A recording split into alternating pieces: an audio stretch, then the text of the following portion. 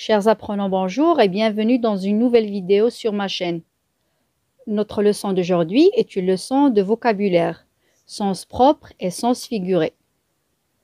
Avant de commencer notre leçon, je vous invite à vous abonner à ma chaîne pour ne rien manquer et bien sûr si le contenu vous a plu. Mes chers élèves, commençons notre leçon d'aujourd'hui. Certains mots ont un sens propre et un sens figuré. On dit qu'un mot est employé au sens propre lorsqu'il est employé dans son sens premier, c'est-à-dire le sens le plus simple et le plus courant. C'est son sens habituel, c'est-à-dire le plus utilisé. Dans le dictionnaire, c'est le sens qui est écrit en premier. Prenons ces deux exemples. Le tigre dévore sa proie. Dévorer, c'est-à-dire manger en déchirant avec les dents. Le ciel est bleu. Bleu, ici, c'est-à-dire la couleur correspondant à celle d'un ciel sans nuages. Le sens figuré se pose au sens propre. Il donne un sens imagé au mot.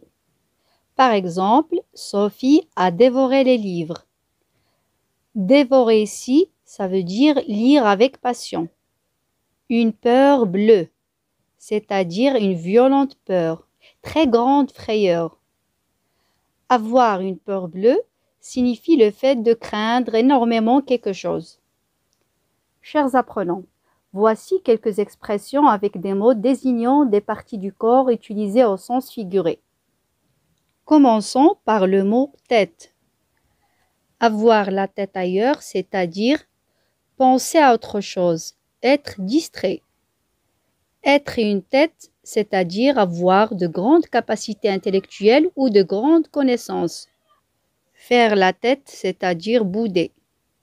Garder la tête froide, c'est-à-dire ne pas s'affoler et rester calme. Pour le mot œil ou bien les yeux. Faire quelque chose pour les beaux yeux de quelqu'un, c'est-à-dire uniquement pour faire plaisir sans y avoir d'intérêt. Jeter un coup d'œil, c'est-à-dire parcourir d'un regard rapide.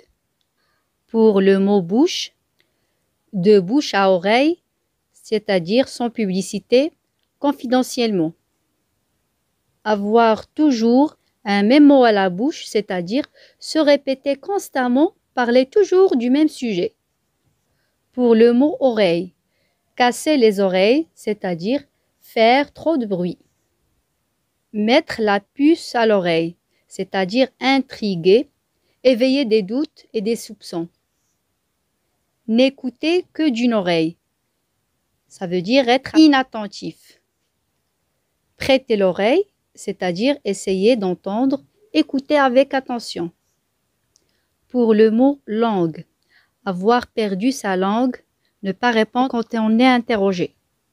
Avoir avalé sa langue, c'est-à-dire rester obstinément silencieux. Avoir le cœur sur la main, c'est-à-dire être généreux. Avoir un cheveu sur la langue, ça veut dire zozoter. Ça veut dire avoir un trouble de l'articulation. Chers apprenants, voici quelques exemples de quelques mots qui sont employés dans leur sens propre et aussi au sens figuré. Prenons le mot sombre. Cette pièce est sombre et n'a pas de fenêtre. En sortant de la réunion, le directeur avait l'air sombre. Pour le mot tissu, ce qu'il a raconté n'est qu'un tissu de mensonges. Ces rideaux ont été taillés dans un beau tissu. Pour le verbe tomber, hier je suis tombée sur Sophie. Elle rentrait de vacances. En jouant, je suis tombée et je me suis fait mal. Le verbe pousser. Pousse un peu ta chaise pour que je puisse passer. De temps en temps, le bébé pousse de petits cris. Chers apprenants, je vous remercie de votre attention et à la prochaine vidéo.